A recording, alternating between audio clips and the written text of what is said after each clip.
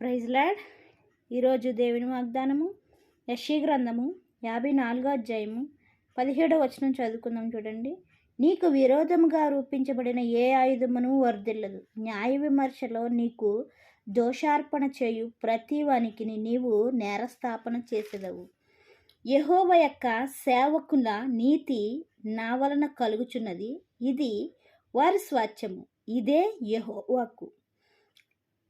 ఆయన వాక్యముతో మనతో ఏమని మాట్లాడుతున్నాడంటే, ఎవరైతే నీకు విరోధముగా, నువ్వు కరెక్ట్గా ఉండి నీతిగా ఉండి, ఎవరైతే నీ మీద విరోధముగా ఏ ఆయుధాన్ని అయితే ఉపయోగిస్తున్నాడో, అది సాతానైనా సరే, మనుషులైనా సరే, ఎవరైనా సరే, ఆ యొక్క నీకు విరోధముగా రూపింపబడిన ఏ ఆయుధమును కూడా ఏమవుదంట, వర్ధలదంట.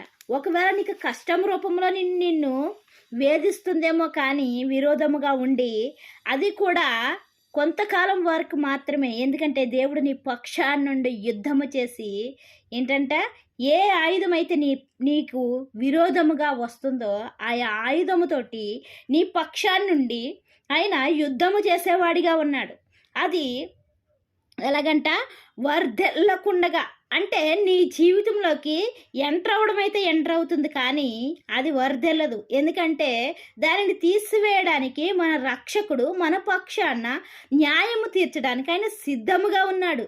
అయితే ఆ విషయాన్ని మనం గ్రహించేవారుగా ఉండాలి. ఆ విషయాన్ని మనం గ్రహించినట్లయితే దేవునికి మహిమ కలుగును గాక. లేకపోయినట్లయితే ఇప్పుడైనా వాక్యం విన్న తర్వాత అయినా సరే, ఏ ఆయుధము కూడా నాకు విరోధముగా వర్ధెల్లకుండా నా దేవుడు చెయ్యగలడు అని వాక్యముతో మనతో మాట్లాడుతున్నాడు ఆయన. అయితే నువ్వు ఏ విషయంలో అయితే బాధపడుతున్నావో, ఏ విషయంలో అయితే చింతిస్తున్నావో, ఏ విషయంలో అయితే ఏడుస్తున్నావో, ఏ విషయంలో అయితే కృషించిపోతున్నావో, ఏ విషయంలో అయితే నువ్వు ఏంటంట ఎలాగైతే ఉన్నావో ఆ విషయంలోంచి ఆయన నీతో మాట్లాడుతున్నాడు ఇప్పుడు వాక్యముతో. నీకు విరోధముగా రూపింపబడిన ఏ ఆయుధము కూడా, అది నీ భర్త అయినా, నీ భార్య అయినా, నీ బిడ్డలైనా, నీ స్నేహితులైనా, నీ బంధువులైనా, లేకపోతే శత్రువైనా, అపవాదైనా, అనారోగ్యమైనా కూడా ఏంటంట వర్ధెల్లకుండగా ఆయన ఏం చేస్తున్నాడో త్రుంచి వేసేవాడిగా ఉన్నాడు. మొట్టమొదటిగానే తీసివేసేవాడిగా ఉన్నాడు. అది నీ దగ్గరికి రాకుండా చేసేవాడిగా ఉన్నాడు. చూడండి ఇంకా ఏమంటున్నాడంటే, న్యాయ విమర్శలో నీకు దోషార్పణ చేయు ప్రతి వానికి నీవు ఏం చేస్తాడంట, నీవు నేరస్థాపన చేసేదవు. అంటే వాళ్ళని ముందు, నీకంటే ముందుగా దేవుడు వాళ్ళని ప్రశ్నించేవాడిగా ఉన్నాడంట. ఏమని ప్రశ్నిస్తున్నాడంటే, నువ్వు నా కుమార్తె దగ్గరికి వెళ్ళడానికి, నా కుమారుడి దగ్గరికి వెళ్ళడానికి నీకు అధికారం ఉన్నదా, నీకు అవకాశం ఉన్నదా? ఫస్ట్ నువ్వు న్యాయముగా ఉండు. న్యాయంగా ఉండినట్లయితే అప్పుడు నువ్వు ప్రశ్నించడానికి సరిపోతావని ఆయన నేరస్థాపన చేసేవాడిగా ఉన్నాడంట. ఏ ఆయుధం అయితే మనకి విరోధముగా ఉంటుందో ఆ ఆయుధముతో ఆయన మాట్లాడుతున్నాడు. నువ్వు కరెక్ట్గా ఉండేప్పుడు ప్రశ్నించడానికి ప్రయత్నించు అని ఆ ఆయుధముతో ఆయన మాట్లాడి నువ్వు వర్ధెల్లకుండగా ఉంటావని ఆయన వాక్యముతో హెచ్చరించేవాడిగా ఉన్నాడు. ఇంకా యెహోవా యొక్క సేవకుల నీతి నా వలన కలుగుచున్నది. ఏంటంట, దేవుని సేవ చేసే వారి యొక్క నీతి ఎవరి వలన కలుగుతుందంట, దేవుని వలన కలుగుతున్నదంట. మనం కొన్ని సందర్భాల్లో అనుకుంటాం కదా, కరెక్ట్గా ఉన్నాము, నీతిగా ఉన్నాము, యథార్థంగా ఉన్నామని. అది మన వల్ల సాధ్యము కాదు. మనము దేవుణ్ణి అడగడాన్ని బట్టి మనల్ని భద్రపరుస్తున్నాడు ఆయన.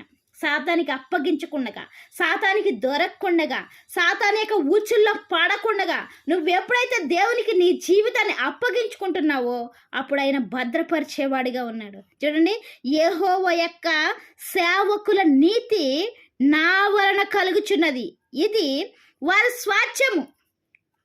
ఏంటంట, వారికి ఒక స్వాస్థ్యముగా ఇస్తున్నాడంట, ఒక జీతముగా ఇస్తున్నాడంట. ఎవరైతే దేవుని యొక్క సేవ చేస్తున్నారో వాళ్ళని నీతిగా ఉంచడానికి దేవుడు చూసేవాడిగా ఉన్నాడంట. ఆ నీతి ఎక్కడికే పోదండి.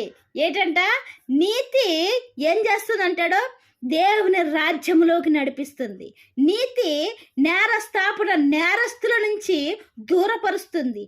నీతి నీ యథార్థత నిన్ను అది ఎదుటి వాళ్ళు ప్రశ్నించకుండా చేసేదిగా ఉంటుంది. ఎందుకంటే ప్రశ్నించడానికి ఫస్ట్ నీకంటే వాళ్ళ నీతిగా ఉండినట్లయితే అప్పుడు నిన్ను ప్రశ్నించేవారుగా ఉంటారు. అయితే ఇక్కడ ఏం చెప్తున్నాడు ఇంకా, ఇదే యెహోవా వాక్కు.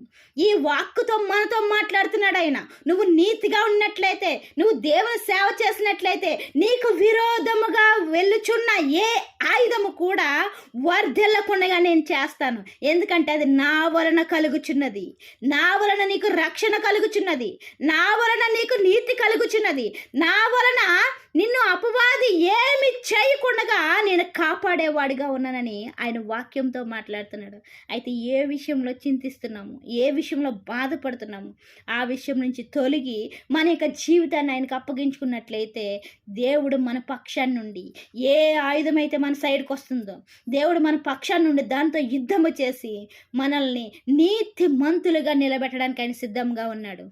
దేవుడు చిన్న పరిశుద్ధ వాక్యం దీవించిన గాక. వాక్య పరిచర్యలో మీ సహోదరి. ఆమెన్.